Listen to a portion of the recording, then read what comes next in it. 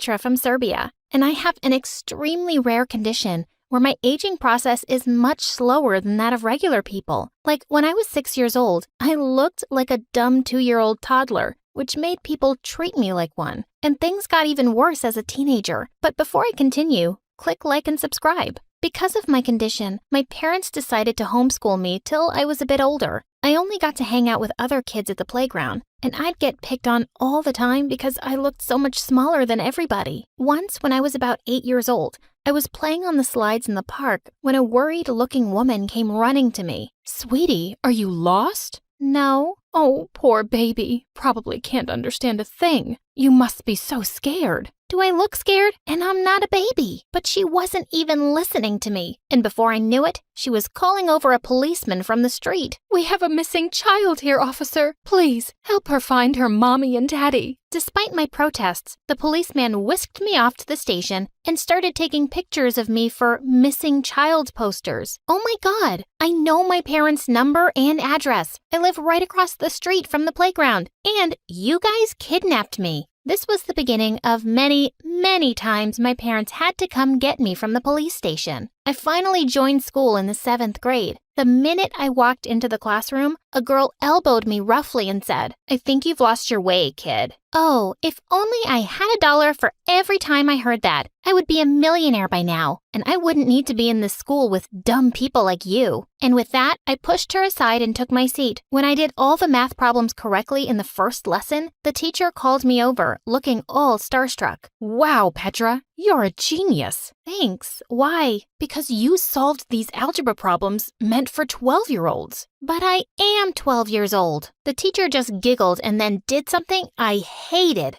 She pulled my cheek. "Oh, aren't you a little cutie pie? Yes, you definitely have the mind of a 12-year-old. No matter how many times I said it, no one believed that I was actually 12. They all thought I was some kind of baby genius who'd been bumped up a few grades. Eventually, I gave up and let everyone believe I was super smart. This didn't really help me become popular or make friends, though. Jessica, the meanest girl in class, wasn't too happy because everyone thought I was the smartest, and she made sure everyone constantly made fun of me. Does your butt look big 'cause you're wearing a diaper? What kind of language is that book in? Goo goo gaga. Another time, I was eating lunch by myself when Jessica suddenly stopped by my table. "Aw, how is the baby gonna eat all that with her little baby teeth?" "Why are you this way, Jessica?" "What do you mean?" "I mean, why are you so awful to me? You're the most popular girl in class." "Yeah, I know, but before you showed up out of nowhere, I was the smartest too." "Fine, you're the prettiest and the smartest girl in the world.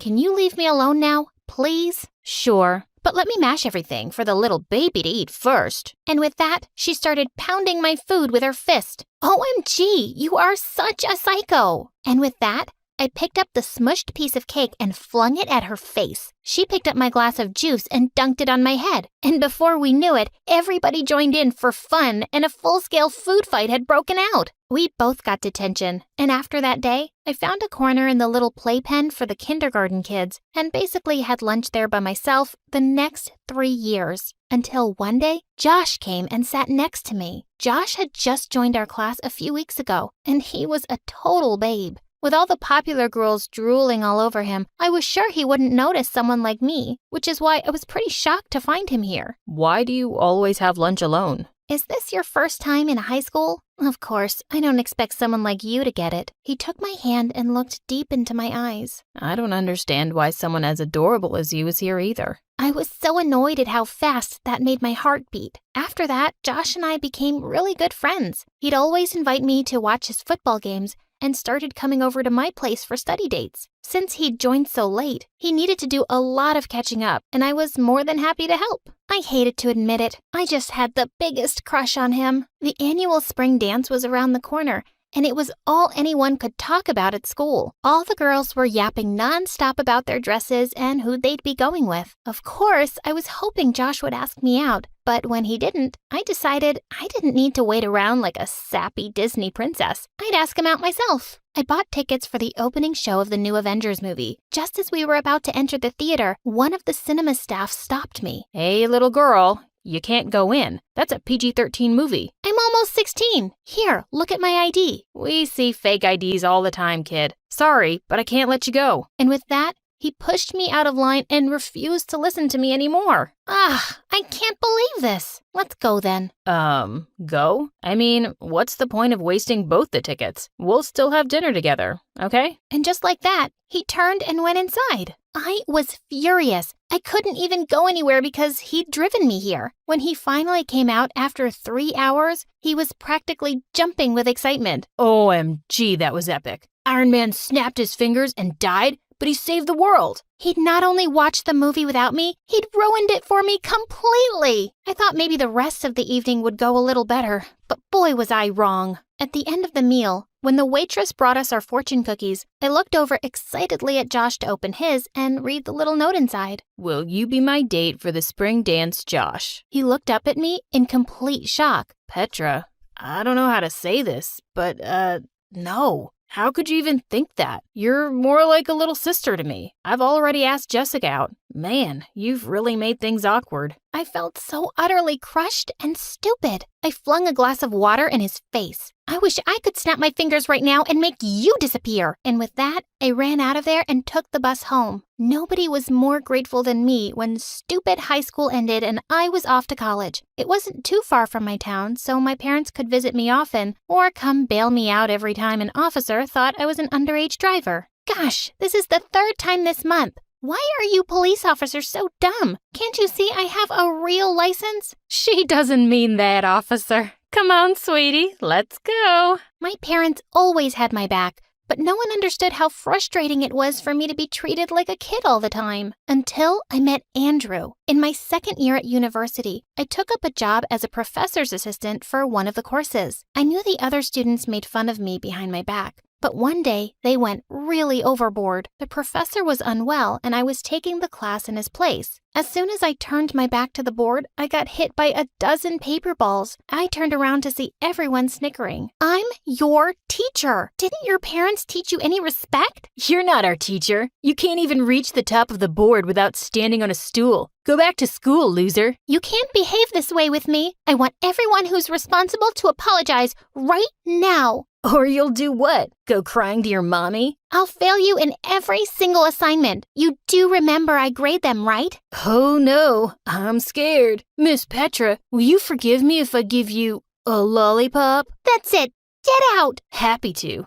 Come on, guys, let's go. We don't need to take orders from some high school smarty pants. And just like that, the whole class walked out. I tried to keep my cool, but when everyone had left, I burst into angry tears. Just then, I felt a gentle tap on the shoulder, and I looked up to see that it was Andrew, one of the students. I'm really sorry about the way they treated you. I think you're really smart and beautiful.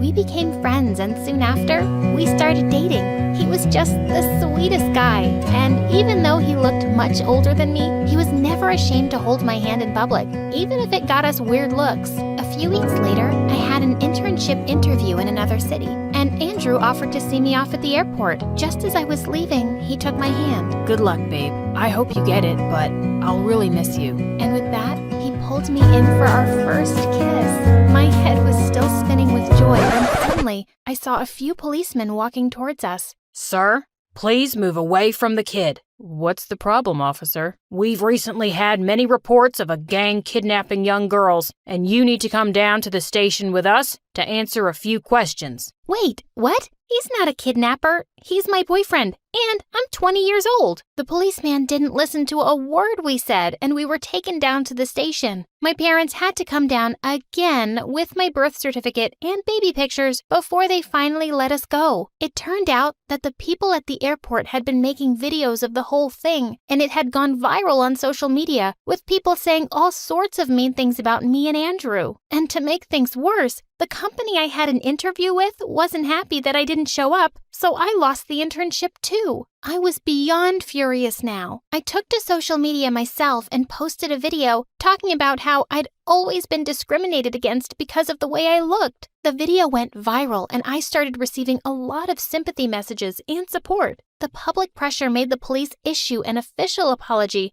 and the company even offered me the internship again. But my condition had really sparked an interest in the public, and I was being invited to tons of TV and online interviews. All everyone wanted to know was the secret of my youth. Soon enough, I realized that people envied me. One morning, I picked up the local newspaper from the door and was horrified to see my face splashed across the front page with the headline, "Girl Discovers Secret to Eternal Youth." Babe, come here and look outside the window. To my shock, there was a massive crowd of people outside our apartment building, and the minute they spotted me in the window, they started screaming. "Have you discovered the fountain of youth? Tell us where it is. What do you eat to look so young? I'll pay anything for it." With your anti-aging formula for youthful skin, we can become millionaires. Come work for our skincare company. This was complete madness, and I had to put an end to it. I opened the window and everybody became quiet to hear what I had to say. Listen, there is no secret. It's a condition I've always had, and it's not a blessing. I've never had anyone take me seriously my whole life.